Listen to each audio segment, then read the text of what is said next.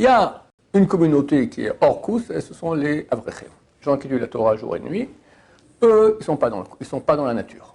Comme disait le Rav Steinman, Atem ochlei aman, vous êtes les mangeurs de manne. D'accord, pendant 40 ans dans le désert, Ben Israël, ils n'ont pas travaillé, étudié la Torah. Mais de quoi ils vivaient? Là, il y avait la manne. Et Dieu a ordonné à Moshe de cacher une petite bouteille de manne dans le Saint des Saints.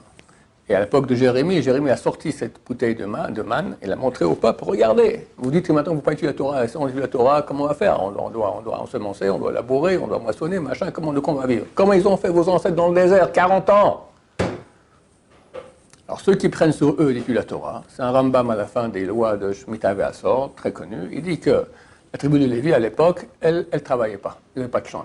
À l'époque, le travail, c'était les champs. D'accord? Maintenant, la terre d'Israël a été divisée en 12 parties pour les 12 tribus. Mais en fait, il y a 13 tribus. Celle de Yosef était séparée en deux, Menaché et Ephraïm. Donc, il y avait une tribu, celle de Lévi, qui n'aimait rien. De quoi ils mangeaient? Ils mangeaient de ce que les Maaser Rishon, le 10% que le peuple leur donnait. Et Rambam dit, et non seulement la tribu de Lévi, mais chaque être humain, il n'est même pas juif, chaque être humain, que son cœur lui a fait comprendre la vérité. Et il a enlevé de sa nuque le joug des calculs nombreux que demandent les êtres humains. Comment on va faire? Comment tu vas faire? Comment ci? Comment ça? Il faut bien gagner ta vie, machin. Il a jeté ça, zip, et il s'est sanctifié. Il a commencé à étudier la Torah, alors il devient saint des saints. Kodesh Kodashim, comme ça dit le Rambam.